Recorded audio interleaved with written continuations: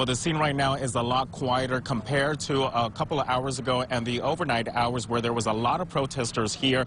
We did learn about 30 minutes ago that 2 police officers were injured. We're hoping to get new information from the Monroe County Sheriff's Office regarding this mental health crisis situation where deputies have been remaining here on scene for more than 10 hours. You can take a look at the scene behind me. The many streets in Guanica are blocked off, just like this one where I'm standing, because buildings like the one behind me, you can see there's a lot of cracks and it's not safe, and it just looks like that pillar right there is about to give way. After 6 hours of searching on air and on the water, the Coast Guard suspended the search for a 63-year-old man. Mark, police tell us that the 2 victims were male and they were in their late teens and 20s. The state has outlined recommendations for schools to use as they plan to reopen. Fire crews are still here on scene as they continue to investigate the cause of this apartment fire. We did confirm with officials that the fire did kill 1 person. And if you can take a walk with me before you enter the actual public market building, they are also posting signs to remind people to keep social distancing, and especially right here in Spanish. They also have bilingual signs that says reduzca la propagación de gérmenes, which means reduce the spread of germs. This is all efforts that the city is doing. Good morning to you, Mark and Leah. Police have identified the victim as 21-year-old Czar Butler. He was shot and killed. Distribution Day, indeed. We're here at the town of Arundicoy because they're going to be handing out masks in just a few hours. And if you could take a look, we went inside one of their public works building, and you can see the boxes full of masks ready to be handed out to people. The protest has moved from the government building to La Torre de la Fortaleza. You can see people that are marching on the street, and the rain is not stopping them from raising their voice. Getting pretty bad. We're out here off Palmyra Road. As you can take a look behind me, the roads are slick. The snow is coming down. If you take a drive on this major highway under the hot Caribbean sun, you will see the results from the big earthquake that rattled the island back in December. People have set up camp right off the highway just outside of Ponce in the southern region of Puerto Rico. These people are here because they don't feel safe in their houses, so they're looking for places where they can build their tents or build their camp house and be safe. So we're going to go there. We're going to check if they need anything in supplies.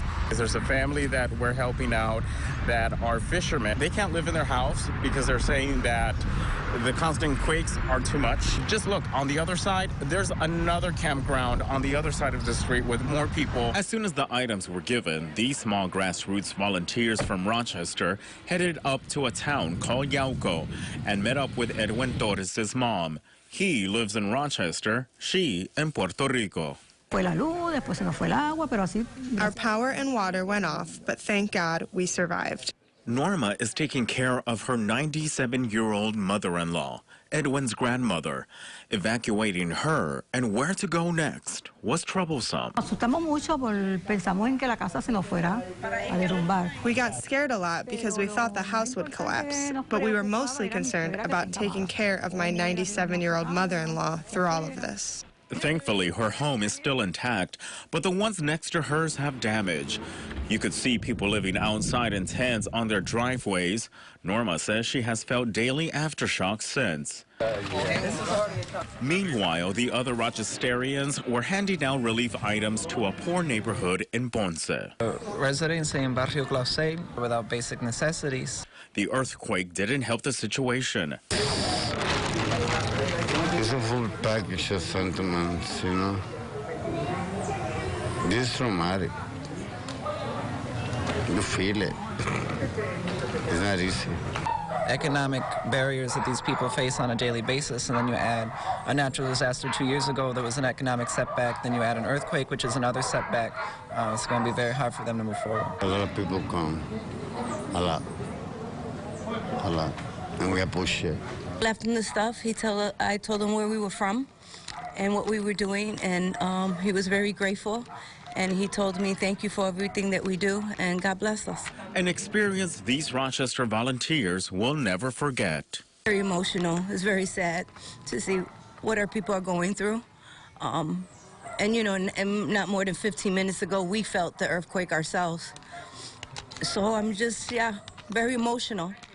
A desperate need that doesn't seem to go away, but is not forgotten by the help and la valentía, the courage of Good Samaritans.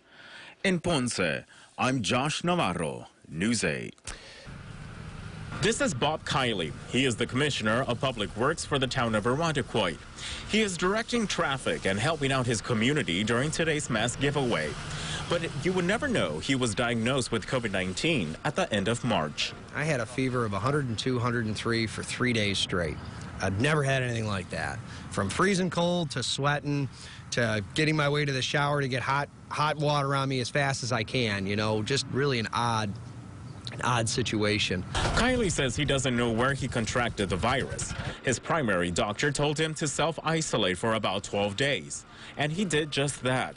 The time he spent in quarantine, he was able to rekindle relationships. You know, I've had a lot of really fun text streams with my uncles or my friends, you know, so that has been probably one of the silver linings in all of this. Thankfully, his condition didn't worsen. Once he was given the green light to reunite with his family, the first thing he did was... We got out and just did a quick hike in Durand Park as a family. It was awesome.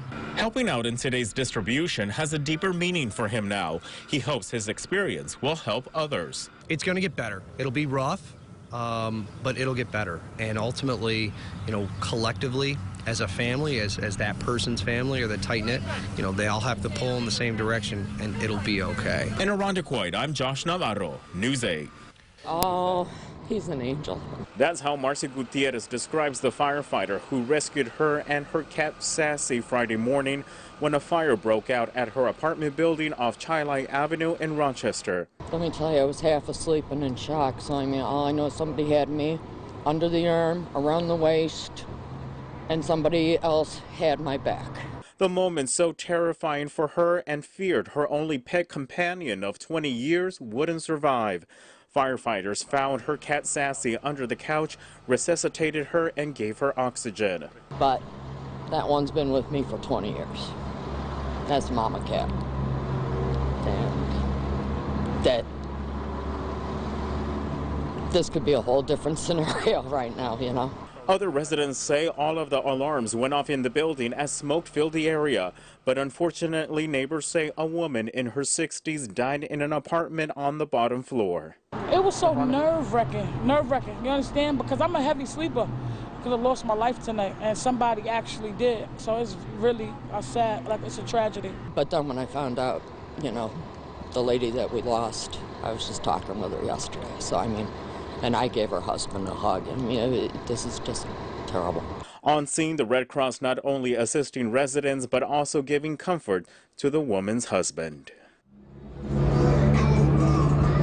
Marcy, along with the other people displaced from this apartment building, are staying with family and friends. Meantime, the Red Cross is also assisting them with temporary housing. For now, we're live in Rochester's 19th Ward this noon. I'm Josh Navarro, News 8.